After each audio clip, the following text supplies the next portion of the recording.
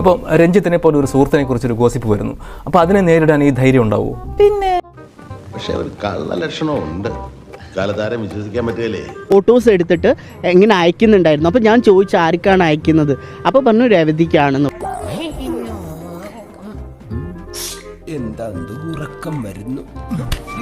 അവര് നിന്നെ കണ്ടിട്ട് ഇഷ്ടമായി എന്നൊക്കെയാണ് എന്നോട് പറഞ്ഞത്.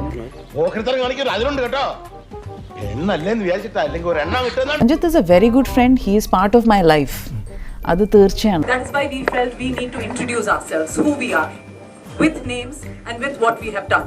പിന്നിൽ ആരോ ഉണ്ട്, അതാരാണെന്ന് നമുക്കറിയാം. എനിക്ക് കിട്ടി, സംഘത്തലവനെ പിടികിട്ടി. എന്നെ ആക്ച്വലി രഞ്ജിത്ത് ഈ ഒരു റൂമിലുള്ള സമയത്ത് എന്നോട് ഡ്രസ്സ് ന്യൂഡായിട്ട് നിൽക്കാൻ പറഞ്ഞ സമയത്ത് രഞ്ജിത്ത് ഒരു നടിയുമായിട്ട് സംസാരിച്ചുകൊണ്ടിരിക്കുക. അവരുടെ പേര് രേവതിയാണ്.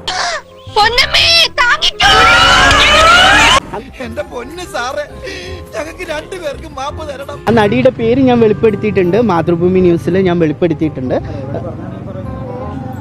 അവരുടെ പേര് രേവതി. ഈ ഒരു വിഷയത്തിൽ ഞാൻ ഇറങ്ങിയത് only because of WCC. അങ്ങനെയാണല്ലേ? അങ്ങനെ തന്നെ ദൂരത്തുനിന്ന് ആ കുട്ടിക്ക് ഞാനൊരു മെസ്സേജ് അയച്ചിട്ടുണ്ട്, ഞാനുണ്ട് നിന്റെ കൂടെ അവളുടെ ഒപ്പം എന്ന് പറഞ്ഞു. രേവതി ആണെന്നാണ് എന്നോട് പറഞ്ഞത്.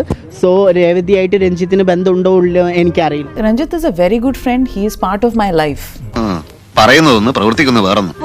എങ്ങനെയാ എന്റെ ദേവിയെ മനുഷ്യന്മാരുടെ ഉള്ള അവര് എന്റെ ഫോട്ടോസ് എടുത്തിട്ട് എങ്ങനെ അയക്കുന്നുണ്ടായിരുന്നു. ഒരു അബദ്ധം പറ്റിപ്പോയി സാർ. കൊല്ലം കുറെ ആയാലും താൻ ഇവിടെ ചരക്കാൻ തുടങ്ങിയിട്ട്. അപ്പൊ ഞാൻ ചോദിച്ചു ആർക്കാണ് അയക്കുന്നത്, അപ്പൊ പറഞ്ഞു രവതിക്കാണെന്ന്. രവതി ഉണ്ട്, അവര് നിന്നെ കണ്ടിട്ട് ഇഷ്ടമായി എന്നൊക്കെയാണ് എന്നോട് പറഞ്ഞത്. എന്നല്ലേന്ന് വിചാരിച്ചിട്ടാ, അല്ലെങ്കിൽ ഒരു എണ്ണം കിട്ടുന്നുണ്ടല്ലോ. എന്തായാലും നിന്നെ ഇനി ഇവിടെ വെച്ച് പൊറിപ്പിക്കുന്ന പ്രശ്നമേ ഇല്ല. തൽക്കാലം ഇത്രയും മതി. വരട്ടെ.